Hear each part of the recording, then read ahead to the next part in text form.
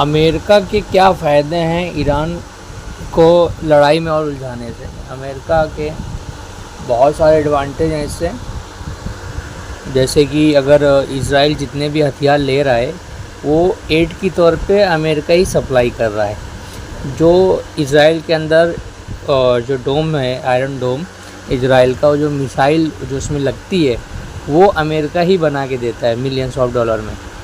और ये बहुत ही बड़ा बिजनेस है हथियारों के मामले में अमेरिका का।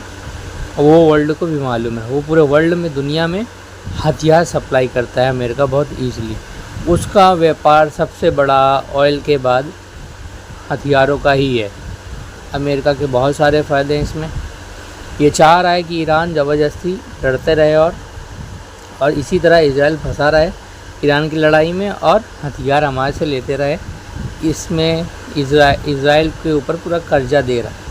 ये अमेरिका, ये जो देश होते हैं, ये हथियार जब देते हैं, फिर देते हैं इसलिए देते हैं कि तुम लड़ते रहो, जब तुम्हारी लड़ाई ख़त्म हो जाए तो ये कर्ज रहता है और ये कर्ज धीरे धीरे धीरे आपको देना रहता है। जिस तरीके से यूक्रेन के अंदर अमेरिका और नाटो ने मिल के ऐसे ही यूक्रेन वालों के ऊपर दबाव डाल दिया। उसके बाद जैसे अमेरिका का राष्ट्रपति आया, उसने कहा कि आप हमारे पैसे दो, नहीं तो एक काम करिए, आप अपने देश के मिनरल्स दे दीजिए हमें।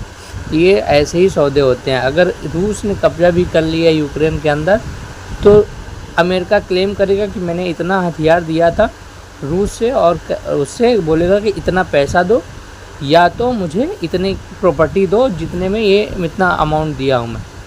तो अमेरिका के बहुत सारे फ़ायदे हैं इसमें।